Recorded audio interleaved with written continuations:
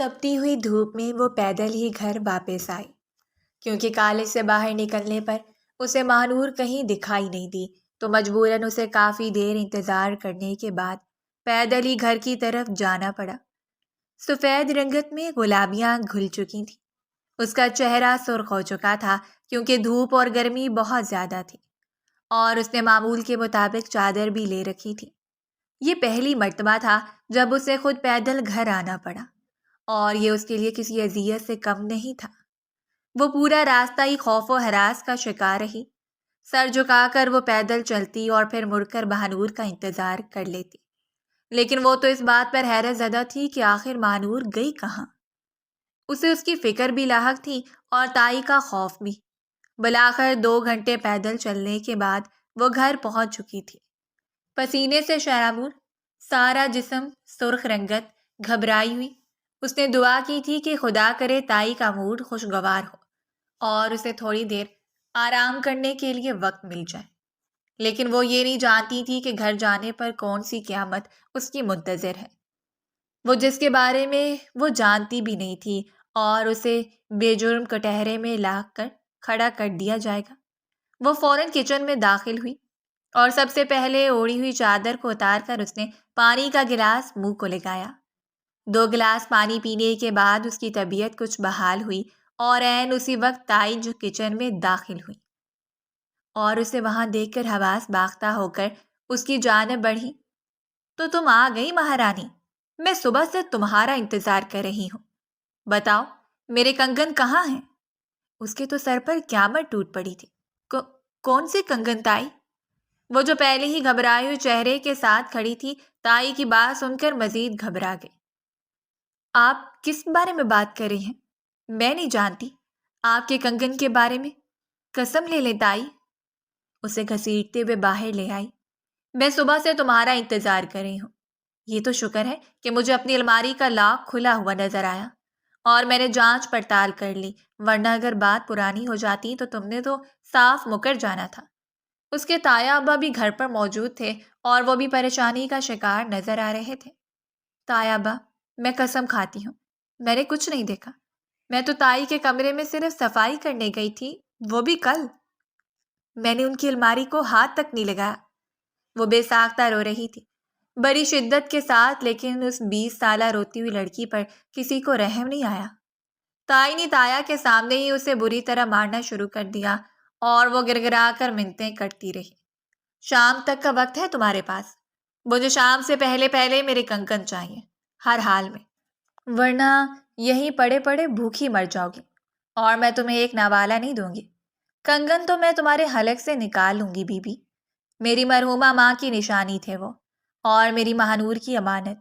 انہوں نے اس بات پر توجہ نہیں دی تھی کہ مہنور گھر نہیں آئی، وہ تو خود ہر بات کو پس پش ڈالتے ہوئے روتے ہوئے کمرے میں چلی گئی اور گھر گھٹنوں پر سر رکھ کر مزید شدت سے رو پڑی۔ یا اللہ، مجھے کسی اور آزمائش میں مت ڈالیں، میں تو نہیں جانتی کہ کنگن کہاں ہے، تو میرے دل کے راز سے اچھی طرح واقف ہے۔ وہ دعا کر رہی تھی، لیکن اسے یقین تھا کہ وہ اس آزمائش میں ڈالی جا چکی ہے اور دعائیں رد جائیں گی۔ دعاؤں کے پورے ہونے کے بھی کوئی مخصوص وقت ہوتا ہے۔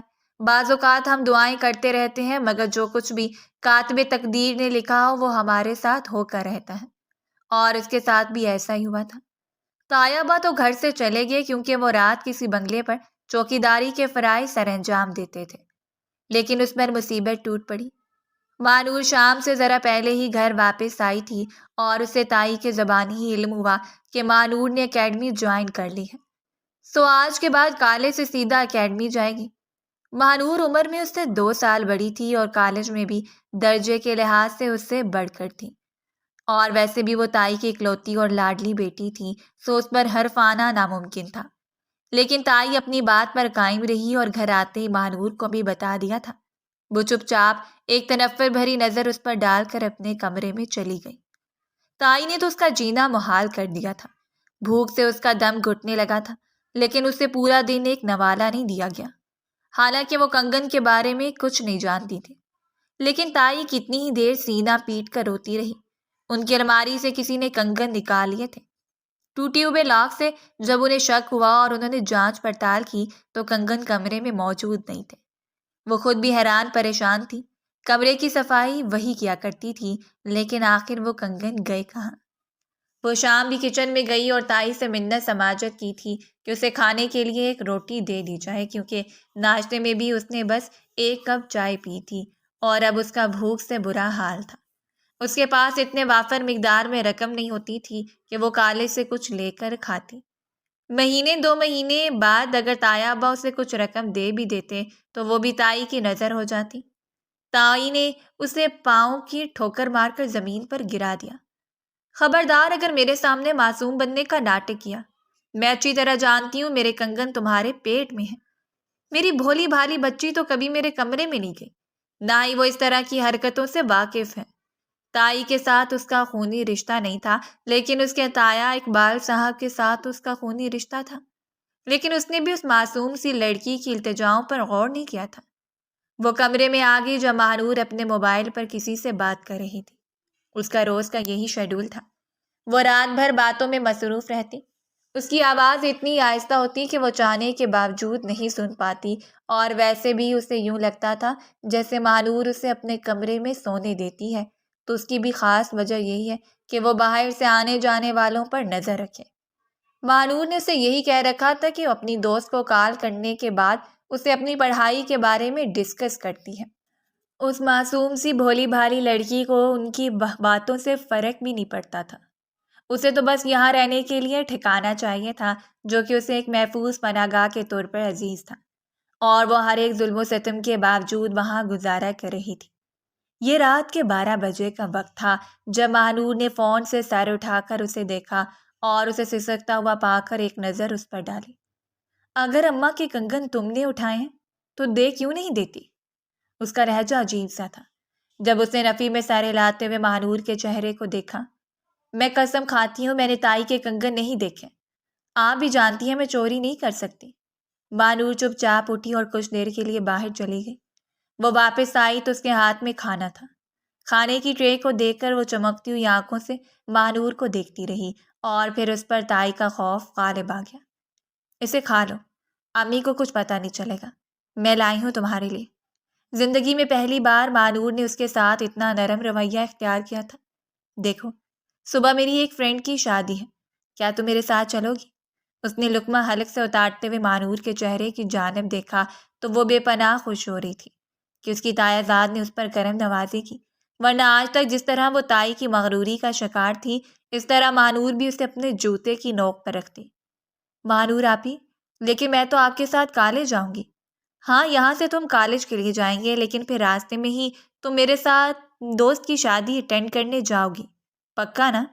مہنور نے اسے محبت سے دیکھتے ہوئے اپنے ساتھ ملا تو لیا تھا، لیکن وہ کم سن معصوم لڑکی نہیں جانتی تھی کہ وہ کس قیامت خیزی کا شکار ہو رہی ہے۔ آپ تایا ابو کو بتا کر چلی جائیں۔ اس نے ایک بار پھر مہنور کو دیکھا۔ ہرگز نہیں، تم اس بات کا ذکر کسی سے بھی نہیں کرو گی۔ ہم جائیں گے اور شام کو واپس آ جائیں گے، بس تمہیں میرے ساتھ ہی واپس آنا ہوگا، کیونکہ میں نے بابا سے کہہ دیا ہے کہ کل کالج میں ایکسٹرا کلاسز ہوں گی۔ اس کا دل دھڑک اٹھا تھا۔ اس نے آج تک جھوٹ کا سہارا نہیں لیا تھا کیونکہ اسے خوف تھا کہ اگر تایا ابو یا تائی امی میں سے کسی کو بھی پتہ چل گیا تو شامت اس کی آ جائے گی، کیونکہ کوئی بھی مہنور کو کچھ نہیں کہتا اور وہ سب کے عتاب کا شکار ہو جاتی ہیں۔ میرے پاس نئے کپڑے نہیں ہیں، تمہیں ضرورت بھی نہیں ہے نئے کپڑے پہننے کی۔ میری فرینڈ کی شادی ہے تو تم تو باہر ویٹ کرو گی، اور اگر زیادہ ضروری ہوا تو میں تمہیں دلا دوں گی۔ وہ مہنور کی جانب حیرت سے دیکھتی رہی اور ایک بار پھر ہینڈ فری کانوں میں لگائے مہنور اپنی باتوں میں مشغول ہو چکی تھی۔ وہ سمجھ نہیں پا رہی تھی کہ آخر مہنور آپی کے پاس پیسے کہاں سے آئے، اور اب وہ اگر دوست کی شادی میں جانے کا ارادہ رکھتی ہے تو اسے کوئی روک ٹوک نہیں۔ وہ تایا ابو سے پوچھ سکتی ہے، لیکن وہ بھی اپنے لبوں پر قفل لگا کر رہ گئی۔ اگلے دن وہ صبح سویرے اٹھی۔ تائی نے اپنی ضد پر قائم رہ کر اسے ایک نوالہ نہیں دیا تھا اور کہا تھا کہ ہر حال میں وہ آج کنگن کی قیمت واپس لے کر آئے، کیونکہ انہیں یقین ہے کہ کنگن اسی کے پاس ہے۔ اگر وہ واپس نہیں کرے گی تو وہ اسے پولیس کے حوالے کر دیں گے۔ مہنور نے اسے آنکھوں ہی آنکھوں میں مطمئن رہنے کا اشارہ کیا اور وہ تیاری کرنے کے بعد مہنور کے ساتھ ہی گھر سے نکل گئی۔ نکلنے سے پہلے مانور نے اپنے باپ کو بتا دیا تھا کہ آج ایکسٹرا کلاسز کی وجہ سے وہ دونوں ہی شام کے وقت گھر آئیں گے۔ وہ تو پہلے بھی شام سے کچھ دیر پہلے گھر آتی تھی، لیکن آج سب جانتے تھے کہ اکیڈمی سے اسے چھٹی ہے، سو اس کے لیے یہ بہانہ ٹھیک تھا، ورنہ اگر وہ جلدی گھر آ جاتی تو ضرور اس کے ابا کو شک پڑ جاتا۔ پورا راستہ ہی وہ عجیب سی بے چینی کا شکار رہی۔ وہ دونوں کالج جانے کی بجائے ایک کیفے میں جا چکی تھیں اور وہیں انہیں تقریباً 1 گھنٹہ انتظار کرنا تھا۔ آپ تیار ہو کر اپنی دوست کی شادی میں جائیں۔ اسے شدید کفت کا سامنا کرنا پڑ رہا تھا۔ اسے تو مانور کی سمجھ نہیں آ رہی تھی۔ تقریباً 1 گھنٹہ وہاں انتظار کرنے کے بعد مانور سیدھا مارکیٹ آئی۔ سب سے پہلے اس نے اپنے لیے گرے کلر کی ساڑی کا انتخاب کیا تھا۔ وہ حیرت سے مانور کے کارنامے دیکھتی رہی۔ وہ تو بس یونیفارم میں اس کے ساتھ کھینچی چلی جا رہی تھی اور جیسا ہی مانور اسے کرنے کے لیے کہتی وہ چپ چاپ کر دیتی۔ گرے کلر کی شاندار ساڑی کی قیمت تقریباً 25,000 تھی۔ مانور نے جھٹ سے بیگ سے پیسے نکال کر شاپ کیپر کے حوالے کیے اور چند ایک زیورات خرید کر وہ ایک پارلر کی جانب چلی گئی۔ آپ دوست کی شادی ہے تو تیاری تو کرنا پڑے گی نا؟ ویسے بھی ٹائم ہونے والا ہے، میں جلد سے جلد تیار ہو جاتی ہوں۔ میری بکنگ پہلے ہو چکی ہے، سب کچھ کلیئر تھا۔ وہ نہیں جانتی تھی کہ وہ کتنی بڑی سازش کا شکار ہو رہی ہے۔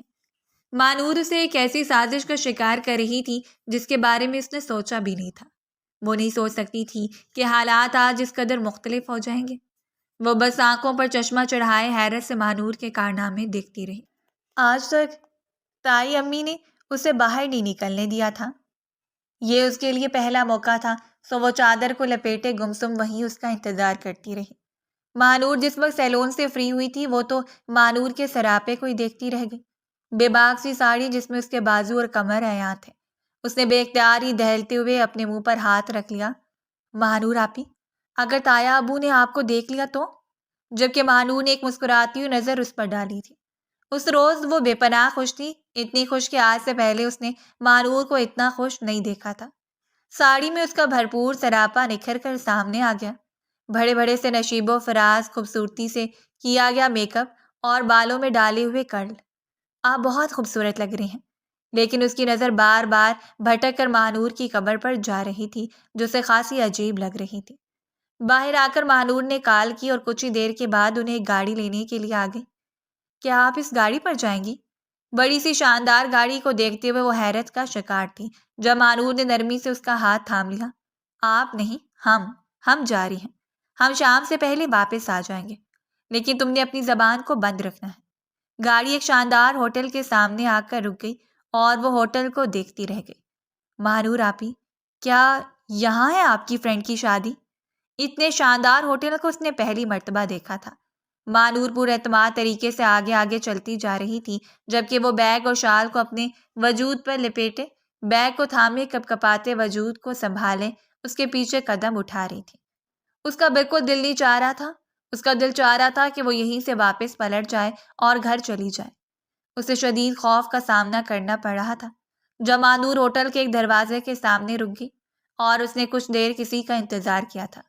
جب دائیں جانب سے آنے والے مرد کو دیکھ کر مانور کے چہرے پر ایک مسکراہٹ پھیل گئی، وہیں اس کی آنکھیں خطرناک حد تک پھیل چکی تھیں۔ وہ سوچ بھی نہیں سکتی تھی کہ حقیقت اس طرح ہو سکتی ہے۔ اسے مانور آپی پر بھروسہ تھا، لیکن آج اس کا بھروسہ چکنا چور ہو چکا تھا۔ وہ حیرت سے اس کے بازو سے آ کر چمٹ گئی۔ یہ لڑکا کون ہے؟ وہ تقریباً 28 سالہ بھرپور جوان لڑکا تھا جس نے اچھی ڈریسنگ کر رکھی تھی۔ دیکھنے میں ہی وہ کسی کھاتے پیتے گھرانے کا لگ رہا تھا۔ وہ نرمی سے مانور کے سامنے آیا اور ایک بھرپور نظر اس کے سراپے پر ڈالی، جبکہ اس وقت مانور نے مکمل طور پر مناہر کو نظر انداز کر رکھا تھا۔ اس نے بے اختیار ہی اپنے چہرے کو چھپا لیا جبکہ وہ لڑکا مانور کا ہاتھ تھام کر اسے اپنے قریب کر چکا تھا۔ میرے ساتھ یہ لڑکی بھی ہے، سمجھ لو اسے اپنے ساتھ لانا مجبوری تھی۔ کوئی بات نہیں، اسے میں ویٹنگ ایریا میں بٹھا دیتا ہوں، جب تک کہ ہم ساتھ ہیں یہ انتظار تو کر سکتی ہیں۔ اس شخص نے ایک نظر مانور کے چہرے پر ڈالی۔ کیوں لٹل اینجل؟ وہ اس کی خوفزدہ آنکھوں کو دیکھ کر محظوظ ہو رہا تھا جبکہ مانور کا ہاتھ تھامے وہ خوف سے کپ کپا رہی تھی۔ چلیں گھر چلیں، مجھے گھر چھوڑ دے، مجھے یہاں بہت ڈر لگ رہا ہے۔ مانور نے اسے جھٹکے سے خود سے دور کر دیا۔ اسے اس وقت زیان کے سامنے شرمندگی کا سامنا کرنا پڑ رہا تھا۔ خبردار، اگر تم نے یہاں پر کوئی مڈل کلاس حرکت دکھائی تو مجھے اچھی طرح جانتی ہو، تم امی سے تمہیں اتنا پٹواؤں گی کہ ساری زندگی یاد رکھو گی۔ زیان تمہیں جہاں لے کر جا رہا ہے وہیں اس کا انتظار کرو، اور خبردار جو میرے آنے تک وہاں سے ہلی تو۔ مناہل نے اسے دھمکے سے نوازتے ہوئے اسے زیان نامی شخص کے ساتھ بھیج دیا، جو اسے لے کر ایک حال نما جگہ پر آیا تھا، اور اسے صوفے کی جانب اشارہ کر کے بیٹھنے کے لیے کہا۔ وہ اسے محظوظ ہوتی ہوئی نظروں سے دیکھ رہا تھا۔ اس کی سرمئی آنکھوں کو دیکھ کر اس کے اندر ہوس بار بار جھاگ رہی تھی، لیکن اس وقت اس کا قیمتی شکار اس کے انتظار میں تھا، سو اس پر توجہ دینے کی بجائے وہ اسے وہیں بٹھا کر کمرے کی جانب بڑھ گیا۔ تقریباً 6 ماہ سے زیان اور مہنور کے درمیان تعلق قائم تھا، اور یہ تعلق کالج سے باہر ملاقاتوں پر منحصر تھا۔ فون پر بات چیت، چند ایک ملاقاتیں، اور آج انہوں نے ایک تفصیلی ڈیٹ کا پلان کیا تھا، اور اس ڈیٹ پلان کو عملی شکل دینے کے لیے وہ آج اس شاندار سے 5 اسٹار ہوٹل میں آئی تھی۔ چند دن پہلے اس نے اسی غرض سے اپنی ماں کے کنگن چھپا لیے اور انہیں بیچ کر اپنے لیے نہ صرف مہنگی ساری، مہنگے زیورات خریدے، بلکہ کچھ رقم چھپا کر رکھ لی تھی، کیونکہ اب اسے پیسوں کی ضرورت تھی، لیکن ماں سے مانگنے پر وہ اتنے زیادہ پیسے نہیں دے سکتی تھی۔ وہ تو خوش اور مطمئن تھی کہ اس کی ماں کا شک کبھی بھی اس کی طرف نہیں جائے گا، بلکہ سارا ملبہ مناہل پر ہی گرے گا۔ کچھ دیر بعد زیان کمرے میں داخل ہوا تو مانور اس کا انتظار کر رہی تھی۔ زیان نے آتی بےتابی سے اسے کمر سے تھام کر اپنے قریب کر لیا اور اس کے لبوں پر جھکتا چلا گیا۔ وہ دونوں بے باکی کی ہر حد پار کرتے ہوئے اپنے اندر موجود ہوس کو محبت کا نام دے رہے تھے۔ زیان اسے دیکھتے ہی بے خود ہو رہا تھا اور اس کی بے خودی اپنے عروج پر جا رہی تھی۔ کچھ ہی دیر کے بعد موبائل پر آنے والی کال نے اسے متوجہ کیا تو اسے سائڈ پر کرتے ہوئے وہ سائڈ پر ہو گیا۔ تم اچھی طرح جانتے ہو کہ آج رات 8 بجے وجدان ملک کے ساتھ میٹنگ ہے، اور اسی میٹنگ میں ہمیں اسے اس لڑکی کا سرپرائز دینا ہے، سو کیا بنا تمہاری پلاننگ کا؟ دوسری جانب سے کسی نے بےتابی سے پوچھا تھا، اور زیان نے ایک نظر پلٹ کر بیڈ پر لیٹی ہوئی مانور کو دیکھا۔ نہ جانے کیوں یہاں آنے کے بعد اس کی نیت میں بدلاؤ آ چکا تھا۔ وجدان ملک کے لیے ایک معصوم اور انچھوئی لڑکی کی ضرورت تھی، لیکن مانور کو دیکھ کر وہ اپنے قابو میں نہیں رہا تھا۔ لیکن دوسری جانب سے ملنے والی رقم اتنی کثیر تھی کہ اسے اپنے جذبات کو کنٹرول کرنا تھا۔ لڑکی اس وقت میرے پاس ہے، وہ شام تک میرے پاس رہے گی، جب تک کہ آپ اپنے ڈرائیور کو بھیجیں گے، اور میں اسے آپ کے حوالے کر دوں گا، لیکن اس سے پہلے 20 لاکھ روپے مجھے میرے اکاؤنٹ میں چاہیے۔ اس نے ڈیل فائنل کی تھی، جبکہ دوسری جانب کچھ بہانے بازی پر اترتے ہوئے باس کو دیکھ کر اس نے دھاڑتے ہوئے انہیں یقین دلایا تھا۔ دیکھ لیں، آج وجدان ملک کے سامنے یہ سب کرنا نہایت ضروری ہے، ورنہ ہار آپ کا مقدر ہوگی۔ 20 لاکھ روپے، ہارنا، جو بھی چاہتے ہو بتا دینا، میں 1 گھنٹہ رقم کا انتظار کروں گا۔ وہ فائنل بات کرتے ہوئے پلٹا، جب اپنی پشت پر کھڑی ہوئی مانور کو دیکھ کر حیرت سے دیکھتا رہ گیا۔ اس کے ماتھے پر پسینے کے قطرے نمودار ہوئے تھے، اور مانور حیرت اور بے یقینی سے اسے دیکھتی ہوئی پاس ہی رکھی میز پر پڑی ہوئی چھری اٹھا چکی تھی۔ تم کیا سمجھتے ہو میں تمہاری حرکتوں سے باخبر نہیں ہوں؟ مجھے تمہارے لہجے سے ہی لگا تھا کہ تم میرے ساتھ کچھ فراڈ کرنے والے ہو، اور دیکھو میں نے تمہیں پکڑ لیا۔ یعنی تم مجھے استعمال کرتے ہوئے بیچنے کا ارادہ رکھتے ہو، یہی ارادہ ہے نا تمہارا؟ وہ دھاڑتے ہوئے چوڑی لے کر اس کی جانب بڑھی تھی، جب زیان نے پیچھے ہٹتے ہوئے اسے رک جانے کا اشارہ کیا تھا۔ میری بات سنو، میں بہت مجبور ہوں، میں ایسا نہیں چاہتا تھا، بلکہ میں تو تمہیں پسند کرتا ہوں، تم سے محبت کرتا ہوں، لیکن میری مجبوری کو سمجھو۔ میرے باس کو ہر حال میں لڑکی چاہیے، کیونکہ ان کی میٹنگ آج رات بہت بڑے بزنس مین وجدان ملک کے ساتھ ہے، اور آج رات وہ وجدان ملک کے لیے ہی لڑکی کا ارینج کرنا چاہتے ہیں۔ تو کیا تم مجھے اپنی میٹنگ کے لیے بیچ دو گے؟ میں تمہاری جان لے لوں گی۔ زیان، میں نے تم پر اعتبار کیا، تم سے محبت کی۔ وہ اس سے پہلے کہ زیان کی جانب بڑھتی، زیان نے پھرتی سے اس کے بازو کو تھاما اور اسے اپنی لپیٹ میں لیتے ہوئے اس کی پشت اپنے سینے سے ٹکا دی، اور نرمی سے اس کی گردن پر جھکا، اسے مدہوش کر رہا تھا۔ لیکن مانور اب خوف کا شکار تھی۔ میں تمہیں ان کے حوالے نہیں کرنا چاہتا، لیکن اگر تم میرا ساتھ دو تو تمہاری جان بھی بچ سکتی ہے، اور تمہیں اس کے بدلے میں 10 لاکھ روپے بھی دوں گا۔ مانور ساکت رہ گئی۔ 10 لاکھ؟ اتنی بڑی رقم تو اس نے اپنی زندگی میں کبھی نہیں سوچی تھی۔ کیا مطلب ہے تمہارا؟ یعنی میں اس بزنس مین کے ساتھ رات گزاروں؟ اس نے حیرت سے پلٹ کر زیان کی طرف دیکھا۔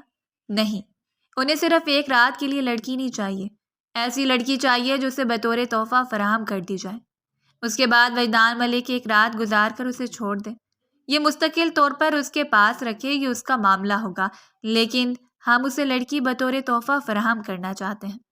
اگر باہر بیٹھی ہوئی لڑکی تم مجھے دے دو تو؟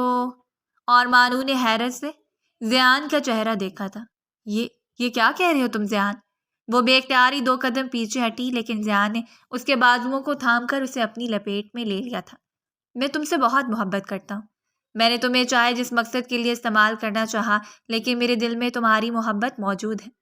میں آج یہی قسم کھا کر کہتا ہوں کہ میں تمہیں اپنا لوں گا، لیکن اس مجبوری میں میرا ساتھ دو۔ وہ لڑکی یہاں سے چلی جائے گی، تم آسانی سے اپنا ہاتھ چھڑوا سکتی ہو۔ اور مناہل اس روز اس کی باتوں میں آ گئی۔ یہاں وہ جس بھی معاملے کے لیے آئی تھی، لیکن یہاں آ کر زیان نے اس کی نیت بدل دی تھی۔ باہر بیٹھی ہوئی لڑکی بے یار و مددگار تھی۔ مانور آسانی سے جا کر بتا سکتی تھی کہ وہ کسی لڑکے کے ساتھ بھاگ گئی، کیونکہ پہلے ہی اس پر کنگن چرانے کے الزامات تھے، اور اسے یہ بھی یقین تھا کہ اس کا باپ کبھی بھی اس لڑکی کی پشت پناہی نہیں کرے گا۔ وہ زیان سے شادی کرنے کے بعد اپنی زندگی اور اپنا مستقبل سنوار سکتی ہے، اور 10 لاکھ کی رقم بھی تو اسے زیان کی طرف سے مل رہی تھی۔ اس نے نرمی سے مسکراتے ہوئے خود کو زیان کے سپرد کر دیا، اور اس کی رضامندی دیکھ کر زیان اس پر ٹوٹ پڑا تھا۔ نہ جانے کتنے حسین لمحات ایک دوسرے کے ساتھ گزارنے کے بعد اس نے زیان کو اشارہ کیا، اور زیان مناہل کو لے کر آیا تھا۔ وہ وہیں سر جھکائے بیٹھی تھی، شال میں اس نے ابھی تک اپنے منہ کو لپیٹ رکھا تھا۔ اندر چلو، تمہیں مہانور بلا رہی ہے۔ وہ اس کے ساتھ ہی اندر کمرے میں آئی، اور اس وقت مہانور دوبارہ یونیفارم میں تھی۔ اس کی ساڑی بیڈ پر بکھری ہوئی تھی، اور زیورات بھی۔ اس نے ایک نظر ان چیزوں پر ڈالی اور پھر مہانور کے پاس آ گئی۔ چلے آپی، اس نے بے حد بےتابی سے کہا تھا، لیکن مہانور نے اس کے بازوؤں کو پکڑ لیا۔ چلیں گے، لیکن ابھی نہیں۔ ابھی تمہیں کچھ دیر یہیں رکنا ہوگا، کیونکہ میں زیان کے ساتھ تھوڑی دیر باہر جا رہی ہوں، تقریباً 1 گھنٹہ۔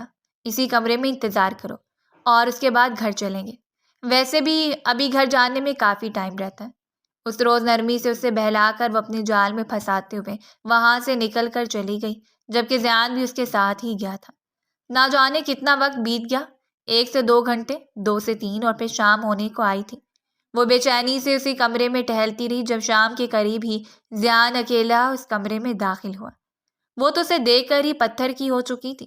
وہ لوگ اسے یہاں لاک کر کے گئے تھے، اور وہ تو مانور کا انتظار کر رہی تھی، لیکن اس روز اسے جو کچھ دیکھنے کو ملا وہ حد سے زیادہ عجیب تھا۔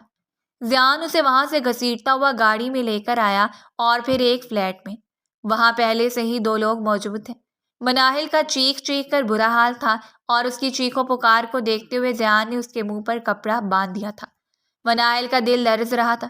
اس نے جب سے ہوش سنبھالا تھا اپنے ماں باپ کو نہیں دیکھا تھا۔ تایا اس کے لیے اس کے باپ کا تھا، مانور اس کی بہن، اور لاکھ ظلم و زیادتی کرنے کے باوجود تائی اس کے لیے اس کی ماں تھی۔ اور آج اس کی زندگی نے وہ موڑ لیا جس کے بارے میں اس نے کبھی نہیں سوچا تھا۔ وہاں جانے کے بعد اسے ایک پختہ عمر کی عورت کے حوالے کر دیا گیا۔ اسے تیار کرنے کے بعد سب کچھ سمجھا دو۔ میٹنگ سٹارٹ ہونے سے پہلے اسے وجدان ملک کے روم میں بھیجنا ہے۔ وہ لاکھ منت کرتی رہی، سماجت کرتی رہی، روتی رہی، لیکن کسی کو ترس نہیں آیا، اور اس عورت نے اسے ایک بے باک سے لباس میں تیار کرتے ہوئے اچھا خاصا میک اپ بھی کر دیا تھا۔ وہ بار بار رو رہی تھی، لیکن اس عورت کی دھمکی کارگر ثابت ہوئی، اور پھر اس نے خاموشی اختیار کر لی، جیسے خود کو مقدر کے حوالے کر دیا ہو۔ اس عورت نے کہہ دیا تھا کہ اگر وہ چیخے گی، چلائے گی، تو باہر موجود لوگ 1 منٹ میں اس کی عزت اتار کر اسے سڑک پر پھینک دیں گے، سو وہ چپ چاپ خود کو مقدر کے حوالے کر دے۔ وہ شدید ذہنی اذیت کا شکار تھی۔ کچھ ہی دیر کے بعد وہ عورت اسے تیار کروا کر باہر لے آئی، اور باہر موجود لوگ اسے دیکھ کر ساکت رہ گئے۔ شہرازی نے آگے بڑھ کر زیان کے کندھے پر تھپکی دی تھی۔ کیا ماں لے آئے ہو؟ وجدان کی قسمت ہے، ورنہ آج رات تو اس لڑکی کے ساتھ شہرازی خود انجوائے کرتا۔ اس نے ایک لالچ بھری نظر اس کے وجود پر ڈالی تھی، جبکہ وہ سر جھکائے کانپتی کھڑی رہی۔ زیان خود اسے دیکھ کر بے یقین تھا۔ مہانور کے معاملے میں وہ حد سے زیادہ حسین تھی۔ بے باک سے لباس اور تراش خراش نے اس کے حسن کو اتنا سحر انگیز بنا دیا کہ کوئی بھی اسے دیکھتا تو دیکھتا رہ جاتا۔ ان لوگوں نے اسے گاڑی میں ڈالا۔ اس کے پاس بیٹھا ہوا زیان بار بار اس کے چہرے کو دیکھ رہا تھا۔ وہ اتنی خوبصورت تھی کہ کسی کا بھی ایمان ڈگمگا سکتی تھی، لیکن آج وہ وجدان ملک کی مالکیت بننے والی تھی۔ گاڑی ایک 5 اسٹار ہوٹل کے سامنے رکی۔ پلاننگ کے مطابق اسے داخلی دروازے سے اندر داخل کیا گیا اور پھر چند لوگوں کی مدد سے سیڑھیوں سے ہی ایک کمرے میں پہنچا دیا گیا اور کمرے کو باہر سے لاک کر دیا گیا۔ اسے سختی سے تنقید کی گئی تھی کہ جب تک وجدان اس کمرے میں نہیں آئے گا وہ نہ ہی چیخو پکار کرے گی اور نہ ہی اپنا حلیہ بگاڑے گی۔ تقریباً 8 بجے کے قریب اس 5 اسٹار ہوٹل میں وہ تقریب منعقد ہوئی جس میں مہمان خصوصی وجدان ملک تھا۔ شیرازی نے بطور خاص وجدان کو دعوت دی تھی۔ وہ نہ صرف اسے عزت و تکریم دیتے ہوئے اپنے ساتھ اس کے معاملات فکس کرنا چاہتا تھا بلکہ ظاہری طور پر اس کے ساتھ پارٹنرشپ کرنے کے علاوہ اپنے درمیان تنازعات کو بھی ختم کرنا چاہتا تھا۔ لیکن اندر کون سی سازش بنی جا رہی تھی اس وقت وہ بھی اس بات سے انجان تھا۔ ایک عرصہ ہو چکا تھا شیرازی اور وجدان ملک کے درمیان تنازعات چل رہے تھے اور یہ بزنس کی دنیا میں ایک بہت بڑی دشمنی تھی۔ لیکن پچھلے کچھ مہینوں میں اسے شیرازی کی جانب سے پیش قدمی محسوس ہوئی تو وہ بھی خود کو روک نہیں پایا۔ ویسے بھی ان جھگڑوں سے باز رہنا ہی اس کی فطرت تھی، سو اس نے سوچ لیا کہ وہ ایک بار شیرازی سے تعلقات استوار کر کے دیکھے گا۔ سو آج کی تقریب میں وہ بطور مہمان خصوصی وہاں موجود تھا۔ اپنی شاندار پرسنالٹی کے ساتھ وہ گاڑی سے اترا تو دیکھنے والوں کی نظریں تھم گئیں۔ وہ وجدان ملک تھا، بزنس کا بے تاج بادشاہ، خوبصورتی اور پرسنالٹی میں ایک ایسا شہزادہ جو اپنا ثانی نہیں رکھتا تھا۔ سلطان ملک کا بیٹا جس نے ایک عرصہ بزنس کی دنیا پر راج کیا تھا اور اب یہ راج اپنے شہزادے کے حوالے کر دیا۔ شیرازی اسے خود ریسیو کرنے کے لیے آیا، عزت و تکریم کے ساتھ اسے قریب میں لے کر گیا اور وہیں پر اناؤنس کیا تھا کہ وہ آج رات شیرازی کے ساتھ بطور مہمان گزارے گا اور کل میٹنگ کے بعد وہ وہاں سے چلا جائے گا۔ لیکن وہ نہیں جانتا تھا کہ آج رات ہی شیرازی اسے ایسا چکمہ دینے والا ہے جس کے بارے میں اس نے تصور بھی نہیں کیا تھا۔ شہر میں اس کی عزت سے کون نہیں واقف تھا۔ اس کا باپ سلطان ملک بزنس کو چھوڑ کر سیاست میں قدم رکھ چکا تھا اور ان کی چھوٹی سی غلطی ان کی پوری ساکھ کو ہلا سکتی تھی۔ اس لیے وجدان ملک کچھ مسائل کا بھی شکار تھا۔ ظاہری طور پر تو اس نے شیرازی پر بھروسہ کر لیا تھا لیکن آج تک اس کی فطرت میں شامل نہیں تھا کسی پر اتنا جلدی بھروسہ کرنا۔ کھانا کھانے کے بعد شیرازی اسے خود کمرے تک چھوڑنے آیا اور اسے گلے لگاتے اس کے کندھے پر تھپکی دی۔ آج کی رات بہت حسین گزرے گی ملک صاحب، آپ یاد کریں گے کہ شیرازی نے آپ کی رات کو کتنا حسین بنا دیا۔ عجیب سی مسکراہٹ کے ساتھ شیرازی نے اسے کہا تو وجدان ملک ہلکا سا مسکرایا۔ اس کے ہمراہ اس کے گارڈز بھی تھے لیکن چونکہ اب آرام کا وقت تھا سو وہ کمرے میں اکیلا ہی جانے والا تھا۔ اسے الوداع کہتے ہوئے تقریب کا اختتام ہوا اور سب اپنے اپنے کمروں میں چلے گئے۔ یہ تقریباً رات کے 11 بجے کا وقت تھا۔ شیرازی کے چلے جانے کے بعد اس نے کمرے کا دروازہ کھولا اور جو ہی وہ کمرے میں داخل ہوا سامنے بیڈ پر لیٹے ہوئے وجود کو دیکھ کر وہیں ساکت رہ گیا، جبکہ وہ جو ابھی کچھ لمحے پہلے گہری نیند میں چلی گئی تھی کسی کی آمد کے بارے میں محسوس ہی نہیں کر پائی۔ بے باک سا گاؤن جو رہنائیوں کو ظاہر کر رہا تھا، معصوم چہرہ، بکھرے ہوئے بال اور میٹھے میٹھے آنسو، بیڈ پر پڑی ہوئی لڑکی نے اسے شدت سے اپنی جانب متوجہ کیا۔ یقیناً یہ پلان شیرازی کا تھا لیکن اس وقت تک اس کے ذہن میں یہی تھا کہ شیرازی اسے عیاش بزنس مین سمجھتے ہوئے اپنی طرف سے عیاشی فراہم کر رہا ہے، لیکن کوئی نہیں جانتا تھا کہ وہ آج تک عورت ذات سے دور رہنے والا شخص تھا۔ اسی بنا پر اس نے شادی نہیں کی تھی اور نہ ہی آج تک وہ کسی کی عزت سے کھیل پایا۔ اس نے نرمی سے جھکتے ہوئے اس کے گال کو تھپتھپایا تو وہ ڈرتے ہوئے آنکھیں کھول کر بھدکتے ہوئے اس سے دور ہو گئے۔ اپنے سینے پر ہاتھ پھیلاتے ہوئے اس نے وجدان ملک کو دیکھا اور پھر اس کی آنکھوں سے نمی چھلکنے لگی۔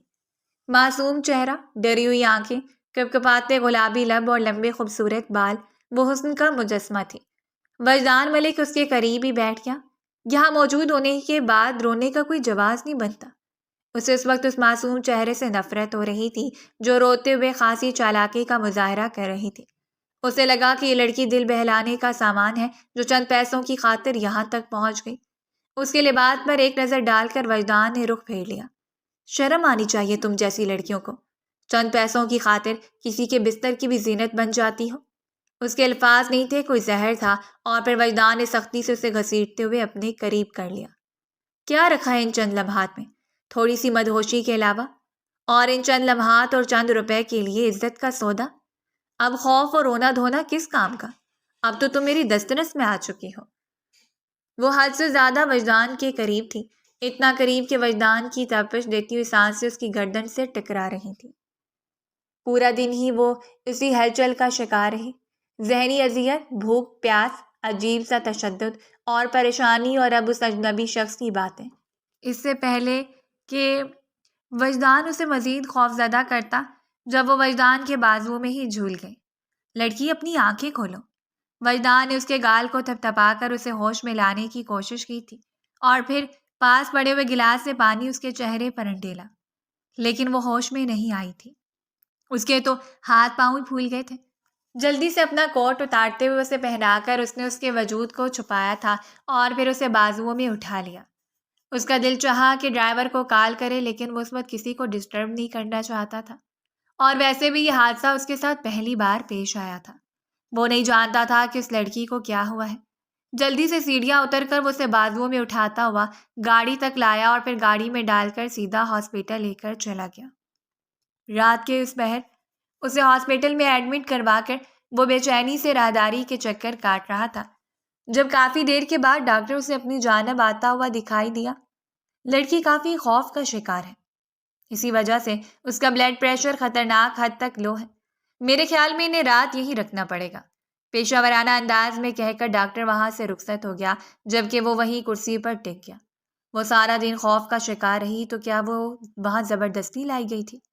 کون تھی وہ، اتنی معصوم، حسین اور کم عمر، اور پھر ہوٹل کے اس کمرے تک پہنچی ہوئی؟ وجدان ملک کے سامنے ہزاروں سوالات اس کے ذہن میں گڈمڈ ہو رہے تھے۔ اس لڑکی کی شکل و صورت کو دیکھ کر اندازہ نہیں لگایا جا سکتا تھا کہ وہ وہاں اپنی مرضی سے موجود تھی، اور تب اس نے سر اٹھا کر ویٹنگ ایریا میں لگے ہوئے LED پر چلتی ہوئی خبر کو دیکھا۔ اس کا دل اچھل کر حلق میں آ چکا تھا۔ وہ سوچ بھی نہیں سکتا تھا کہ حقیقت اس قدر بھیانک ہو سکتی ہے۔ میڈیا اسی ہوٹل کے اس کمرے کے سامنے تھا جہاں سے اس وقت وجدان نکل کر آیا تھا۔ نیوز رپورٹر چیختے ہوئے عجیب سی حقیقت کو بیان کر رہی تھی۔ ناظرین، ہمیں خبر ملی ہے کہ اسی ہوٹل میں شہر کے مشہور بزنس مین اور سیاست دان سلطان ملک کے بیٹے وجدان ملک اسی کمرے میں موجود ہیں، اور وہ یہاں اکیلے موجود نہیں۔ آج لائیو آپ کو یہ دیکھنے کا موقع ملے گا کہ وجدان ملک کس قدر عیاش پسند انسان ہے، اور سلطان ملک نے اپنے بیٹے کو عیاشیوں میں ڈال کر رکھا ہوا ہے۔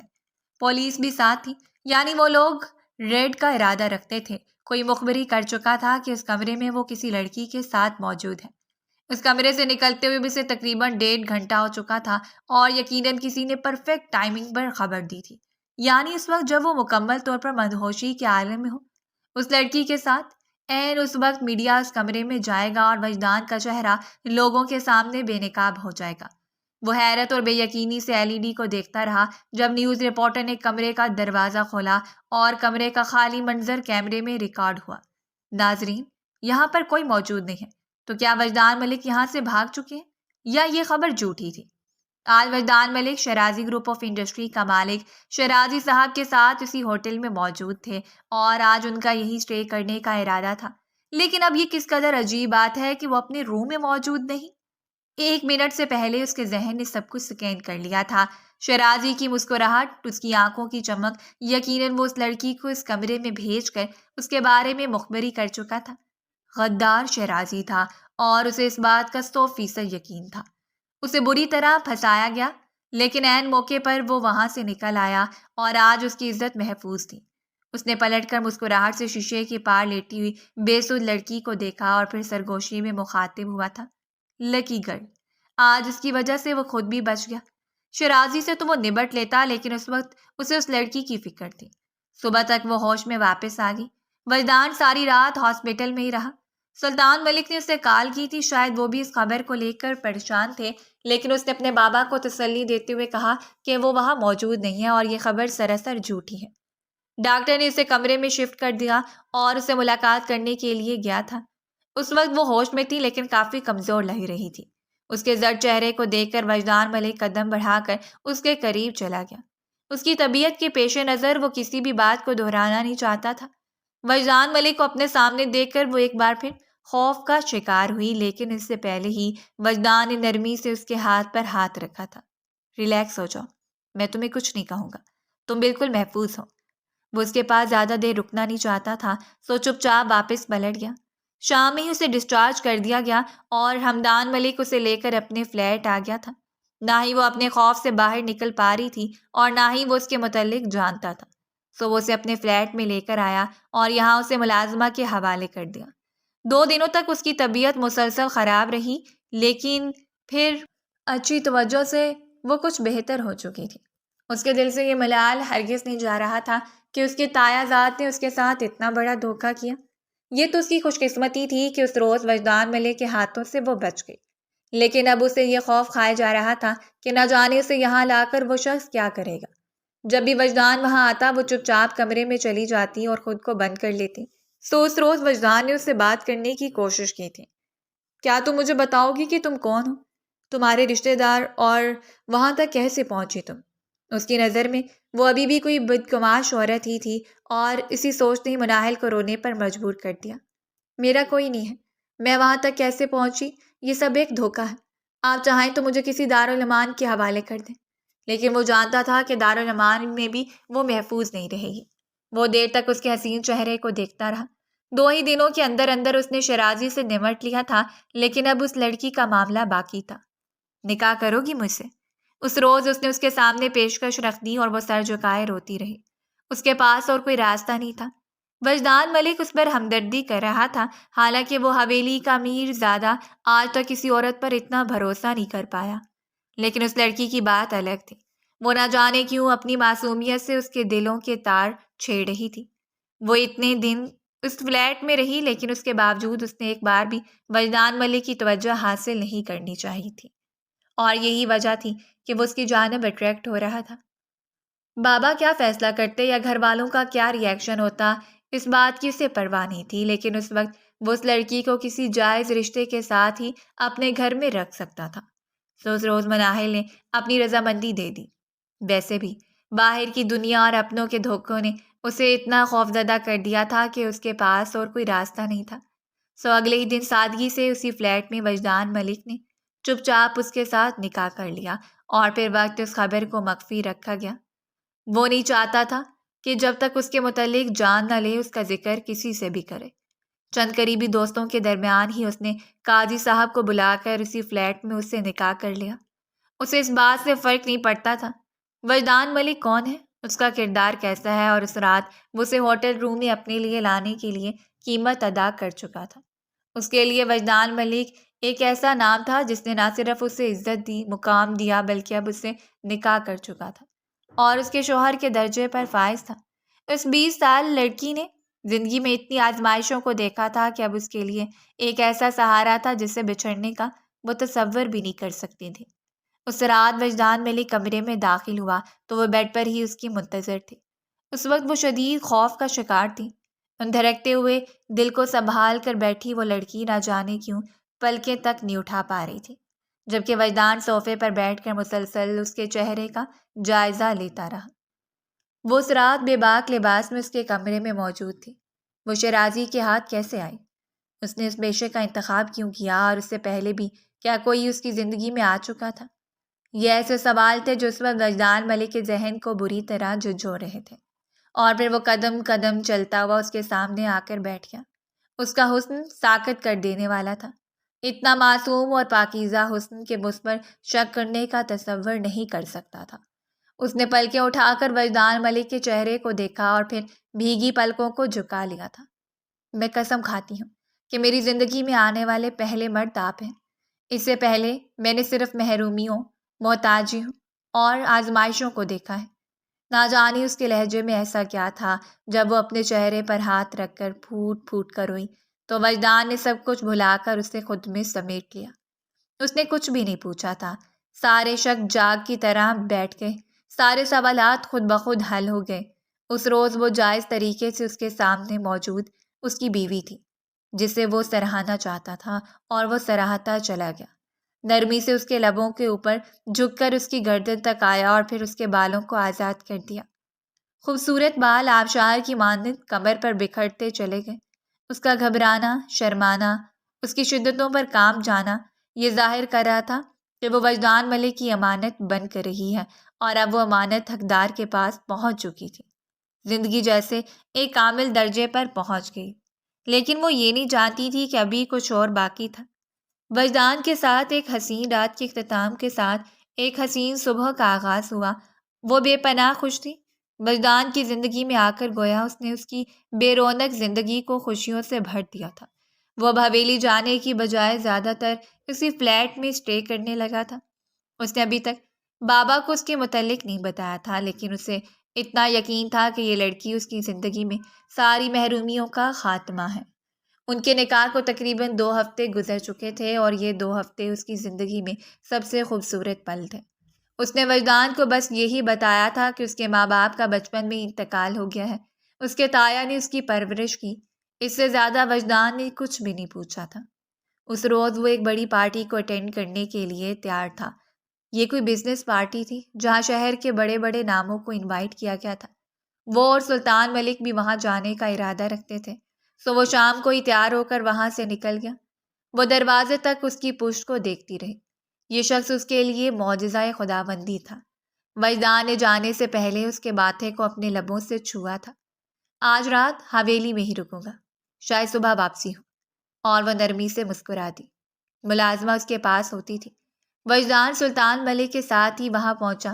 اس بڑی پارٹی میں میڈیا کو بھی انوائٹ کیا گیا تھا، اور اچانک ہی میڈیا کے ایک نمائندے نے مائک اس کی جانب کرتے ہوئے وہ سوال کر دیا جو اس کی پوری ہستی کو ہی ہلا چکا تھا۔ وجدان ملک، سننے میں آ رہا ہے کہ آپ نے نکاح کر لیا ہے اور اب تک اس نکاح کو مخفی رکھا ہے۔ مزید یہ بھی سنا جا رہا ہے کہ آپ کی بیوی کوئی کال گرل ہے۔ وہ حیرت سے بے یقین کھڑا، سب لوگوں کا رخ اس کی جانب تھا۔ یہ ایک ایسی حقیقت تھی جس پر پردہ اس طرح سے اٹھے گا اس نے نہیں سوچا تھا۔ خبردار، اگر میری بیوی کے متعلق ایک لفظ بھی کہنے کی کوشش کی تو۔ وہ اس میں زلزلوں کی زد میں تھی۔ اس نے نہیں سوچا تھا کہ وجدان کے ساتھ ایسا ہوگا۔ سب کچھ لائیو چل رہا تھا۔ یہ بھی حقیقتاً وجدان ملک کے خلاف ایک سازش تھی۔ تو پھر آپ بتائیں کہ آپ نے کس کے ساتھ نکاح کیا ہے؟ آپ انہیں متعارف کروائیں۔ اس رپورٹر نے مزید بات کو جاری رکھا۔ سلطان ملک حیرت اور بے یقینی سے اپنے بیٹے کو دیکھ رہے تھے۔ جب رپورٹر نے رخ ان کی جانب کیا آپ اپنے بیٹے کے نکاح کے متعلق واقف ہیں؟ اور کیا آپ اس بات کو تسلیم کرتے ہیں کہ آپ کی بہو ایک بدنام لڑکی ہے؟ اس رات وہ شرمندگی کی گہرائیوں میں گر گیا۔ اس کی بنی بنائی ساکھ ہل چکی تھی اور اس کے خلاف باتیں۔ وہ چپ چاپ وہاں سے نکل آیا اور وہ لڑکی نہ جانے کتنی دیر گھٹنوں پر سر رکھے سسکتی رہی۔ اس روز اس نے جانا تھا کہ وہ محبت میں کتنی خود غرض ہو گئی۔ اس نے اپنی خوشیوں کو دیکھا تھا، لیکن یہ نہیں سوچا کہ وہ وجدان ملک کے لائق نہیں ہے۔ وہ اس کی عزت پر ایک ایسا سیاہ دھبا ہے جو ساری زندگی اس پر گرہن زدہ چاند کی طرح لگا رہے گا۔ وجدان بے مقصد ہی گاڑی سڑک پر دہراتا رہا۔ بار بار نیوز رپورٹر کے سوالات اس کے ذہن میں گردش کر رہے تھے۔ اس نے ایسا نہیں سوچا تھا۔ زندگی میں پہلی بار کسی نے اس کی اتنی تذلیل کی تھی۔ کوئی تھا جس نے غداری کرتے ہوئے اس خبر کو پھیلا دیا اور اپنی پرانی دشمنی نکالی تھی۔ اس رات کافی دیر رونے کے بعد وہ ایسے فیصلے پر آ کر ٹک گئی جو اس نے کرنے کے بارے میں نہیں سوچا تھا۔ اس رات اپنا سامان سمیٹتے ہوئے وہ چپ چاپ اس فلیٹ سے نکل گئی۔ یہ تقریباً فجر کا وقت تھا۔ اس نے ملازمہ کو کچھ نہیں بتایا، بس جانے سے پہلے کمرے میں ایک نوٹ چھوڑا تھا اور پھر اپنا وجود لے کر اس گھر سے نکل چکی تھی۔ سلطان ملک کی ہزاروں کالز اسے ریسیو ہوئی، لیکن اس نے اٹینڈ نہیں کی۔ ابھی وہ اس کیفیت میں نہیں تھا کہ انہیں جواب دے پاتا، اور دن چڑھے ہی وہ فلیٹ میں واپس آیا۔ کمرے میں آنے کے بعد وہ حیرت زدہ رہ گیا۔ وہ کہیں نہیں تھی۔ اس نے پورا فلیٹ چھان مارا، لیکن ملازمہ بھی لا علم تھی۔ کمرے میں پڑے ہوئے نوٹ پر اس کی نظر گئی۔ اس نے فوراً سے اسے اٹھا لیا اور اس تحریر نے اسے گویا کسی علامت سے متعارف کروایا تھا۔ میں آپ کے لیے صرف بدنامی کا باعث ہوں وجدان۔ بس کر دیں۔ میرے جیسا بدنما داغ ساری زندگی آپ پر مسلط رہے گا۔ میں یہاں سے جا رہی ہوں، لیکن ایک بات یاد رکھیے گا وجدان، میں عزت دار اور شریف لڑکی ہوں، چاہے زمانہ میرے بارے میں جو کچھ کہتا رہے۔ لیکن آپ یاد رکھیے گا، میری زندگی میں آنے والے پہلے اور آخری مرد آپ ہیں۔ وہ چپ چاپ وہاں سے نکل چکی تھی، لیکن وجدان تو زلزلوں کی زد میں آ چکا تھا۔ ایسا کیسے ممکن تھا کہ اس کے متاع حیات اسے چھوڑ کر چلی گئی؟ وہ دیوانوں کی طرح اسے ڈھونڈتا رہا، لیکن اس سے متعلق کچھ نہیں جانتا تھا، اور پھر تھک ہار کر حویلی لوٹ گیا۔ دوسری جانب ایک بار پھر وہ واپس پلٹ کر اسی گاؤں میں آئی تھی، اسی تایا کے گھر، لیکن اس بار حقیقت مختلف تھی۔ اس بار وہ ڈری سہمی ہوئی لڑکی نہیں، بلکہ ایک مضبوط لڑکی بن کر آئی تھی۔ اس کے ساتھ اس کے نام کی پہچان تھی۔ دروازے پر دستک دینے کے بعد اسے کچھ دیر کے بعد ہی اقبال صاحب نے دروازہ کھولا اور اسے دروازے کے باہر کھڑے دیکھ کر ہی حیران رہ گئے۔ ایک کڑی نظر ان پر ڈال کر انہیں سلام کرتے ہوئے وہ اندر داخل ہوا۔ کچن سے نکلتی ہوئی تائی اسے دیکھ کر وہیں جامد رہ گئی۔ ماں روز گھر واپس لوٹتی تھی، لیکن آتے یہ بتایا کہ وہ کسی لڑکے کے ساتھ بھاگ چکی ہیں جس کے ساتھ اس کے پہلے ہی تعلقات تھے۔ اس کی تائی نے تو بات کو بڑھا چڑھا کر حقیقت ثابت کر دیا، اور اس روز مناہل کا نام و نشان بھی ان کے گھر سے مٹ گیا۔ لیکن مناہل اپنی حرکتوں سے باز آنے والی نہیں تھی۔ وہ زیان کے ساتھ مسلسل ریلیشن شپ میں رہی اور بالآخر یہ راز اقبال صاحب کے سامنے کھل گیا تو اس نے حقیقت کا اعتراف کر لیا۔ زیان اس کے گھر رشتہ لے کر آیا اور اس نے زیان سے نکاح کر لیا، لیکن اس کے بعد وہ ایسے غائب ہوئی کہ پھر پلٹ کر اس دروازے پر ہی نہیں آئی، اور آج مناہل کو اس دروازے پر دیکھ کر وہ حیران و پریشان تھے۔ اسے حیرت ہوئی، تائی پہلے کی طرح نہیں تھی۔ اسے سب کچھ چچا کے سامنے بیان کر دیا اور اپنے اور وجدان کے نکاح کو مخفی رکھا۔ اقبال صاحب کے پاس حقیقت کو ماننے کے علاوہ کوئی چارہ نہیں تھا، کیونکہ وہ اپنی بیٹی کے کرتوتوں سے واقف ہو چکے تھے۔ وہ شخص جو دوسروں کی عزت نہیں کرتا تھا، اپنی بیوی کی عزت کہاں کرتا؟ وہ ہر رات ہی تذلیل کا شکار ہوتی، اور شاید ہی اس کا مکافات عمل تھا۔ وجدان کی جدائی نے اسے بالکل ہی لاغر کر دیا تھا۔ ٹوٹے ہوئے تایا تائی بے شک اس کے گنہگار تھے، لیکن اب اس کا سہارا تھے، اور وہ انہیں عمر کے اس حصے میں چھوڑنا نہیں چاہتی تھی۔ جس روز یہ حقیقت اس کے سامنے کھلی کہ وجدان کی نشانی اس کے پیٹ میں پل رہی ہے، کہ وہ نہ جانے کتنی دیر روتی رہی۔ اسے یقین تھا کہ وجدان نے اسے بہت ڈھونڈا ہوگا، لیکن اس کا دل چاہتا تھا کہ وہ دوبارہ اس کے پاس نہ پہنچ پائے، جبکہ دوسری جانب وجدان اسے پاگلوں کی طرح ڈھونڈتا رہا۔ اس نے سلطان ملک کو سب کچھ بتا دیا، اور وہ تو اپنے بیٹے کو تڑپ دیکھ کر ہی حیران تھے۔ بچپن سے وجدان کو انہوں نے پالا تھا، اور ان کی بیوی سے علیحدگی ہو گئی تھی، اور فریدہ بیگم دوبارہ اپنا گھر بسانے کے بعد بیرون ملک مقیم ہو گئی۔ وہ پہلے پہل تو اعتراض کرنے لگیں، لیکن اپنے بیٹے کی دیوانگی اور تڑپ کر آگے مجبور ہو کر خود بھی اس لڑکی کو ڈھونڈنے میں مددگار ثابت ہوئے۔ اس کے پاس کوئی راستہ نہیں تھا۔ آج 2 مہینے گزر چکے تھے، لیکن وہ اس کے بارے میں کچھ بھی معلوم نہیں کر پایا۔ بالآخر ایک رات اسے لیٹے لیٹے ہی خیال آیا کہ اسے اس روز اس کمرے تک لانے والا شیرازی تھا۔ اگر وہ اپنے کسی بھی وفادار ملازم کے ذریعے شیرازی کے قریب ہو کر یہ راز اگلوا لیں تو اس نے ایسا ہی کیا، اور اپنے قابل اور وفادار ملازم کو بھیج کر اس نے بالآخر پتہ کروا لیا کہ اس رات اس لڑکی کا بندوبست زیان نے کیا تھا، اور پھر وہ زیان کے گھر تک پہنچ گیا۔ زیان نے اسے ساری حقیقت کے متعلق بتا دیا، اور وہاں موجود مہانور تو اس شخص کو دیکھ کر ہی حیرت کا شکار تھی۔ وہ اتنا بےتاب تھا، اتنی طرف سے زیان سے اس کے متعلق پوچھتے ہوئے کہہ رہا تھا کہ وہ اپنی بیوی تک پہنچنا چاہتا ہے۔ وہ حیرت اور بے یقینی کا شکار کھڑی رہی۔ آج مناہل کے پاس ایک شاندار مرد اور ایک عزت دار زندگی تھی، لیکن وہ نہ جانے کتنی بزنس ڈیلز کی نظر ہو چکی تھی۔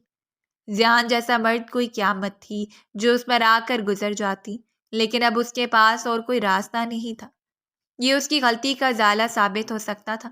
سو اس روز وہ وجدان کو لے کر اپنے باپ کے گھر گئی۔ اسے یقین تھا کہ وہ تایا کے گھر ہی آئی ہوگی۔ وہ مناہل کے قدموں سے لپٹ کر اس سے معافی مانگتی رہی، جبکہ وہ مناہل گمسم اس کا چہرہ دیکھتی رہی۔ اس نے سر اٹھا کر دہلیز میں کھڑے ہوئے شخص کو دیکھا اور پھر بے یقین رہ گئی۔ نہ جانے کتنے آنسو ٹوٹ کر بکھر گئے تھے۔ وجدان نے بے قراری سے آگے بڑھ کر اسے خود میں سمیٹ لیا۔ تو سب لوگ حیرت اور بے یقینی کا شکار تھے۔ وجدان ملک نے ہی ان کو بتایا تھا کہ مناہل اس کی بیوی ہے۔ وہ اسے پوری عزت و تکریم سے لینے آیا ہے۔ اس کے گنہگار اس کے سامنے پیشمان تھے، اور وہ بھی تو وجدان کا دل دکھا کر آئی تھی، اپنے محسن کے ساتھ اتنا بڑا جذباتی دھوکہ کر کے۔ اقبال صاحب نے درخواست کی تھی کہ وجدان اپنے باپ کو لے آئے اور اسے یہاں سے ایک بار پھر دلہن بنا کر لے جائے، کیونکہ وہ اب اپنی بیٹی کو رخصت کریں گے، اور دوسرے ہی دن سلطان ملک ان کے دروازے پر تھا۔ 1 ہفتے کے اندر اندر ساری رسومات کے ساتھ، پوری عزت و تکریم کے ساتھ وہ دلہن بن کر ملک حویلی گئی۔ سلطان ملک نے اسے بہو کے طور پر متعارف کروا کر ہر ایک کی زبان بند کر دی تھی۔ اس وقت وہ عروسی جوڑے میں ملبوس اس شاندار سے کمرے میں اس شاندار مرد کا انتظار کر رہی تھی جو نہ جانے اسے ملنے کے لیے کتنا بےتاب تھا۔ اس وقت وہ کمرے میں داخل ہوا اور آگے بڑھ کر اسے اپنے سینے میں بھینچ لیا تھا۔ قسم کھاؤ، کیا مجھ سے دور نہیں جاؤ گی؟ اگر تمہارے بغیر میں پاگل ہو جاتا تو؟ اس نے بےتابی سے اس کے چہرے کو ہاتھوں میں تھام لیا اور وہ بس نم آنکھوں سے اس شخص کی بے قراری کو دیکھتی رہی۔ ڈائمنڈ رنگ کو اس کی انگلیوں کی زینت بنا کر وہ نرمی سے اس کے لبوں پر جھکا اور اپنی بے قراری کم کرنے لگا۔ وہ آج بھی اس کے چھونے پر سرخ ہوگی۔ میرے لیے آپ کے پاس اس سے زیادہ خوبصورت سرپرائز ہے۔ وجدان اسے حیرت سے دیکھتا رہا۔ تم میرے لیے خود بھی تو ایک سرپرائز ہو۔ اس نے کمر سے تھام کر اسے اپنے ساتھ لگا لیا تھا اور مناہل نے آہستگی سے اس کا ہاتھ پکڑ کر اپنے پیٹ پر رکھ دیا۔ کتنے لمحے تو وہ سمجھ ہی نہیں پایا، اور جس وقت وہ سمجھا بے یقین ہو کر اسے دیکھتا رہا اور پھر بے اختیار اسے سینے سے لگا کر خود میں سمیٹ لیا۔ میں باپ بننے والا ہوں، اس نے تصدیق چاہی تھی اور مناہل نے سر ہلا کر تصدیق کر دی۔ دو بے قرار دل ایک دوسرے کے سینے میں دھڑک رہے تھے، شدتیں نچھاور ہو رہی تھیں اور یہ محبت کا حق بنتا تھا۔ اس لازوال محبت کے بعد یہ خوشیاں انہیں خدا کی طرف سے عطا کی گئی تھیں جن پر وہ مکمل حق رکھتے تھے۔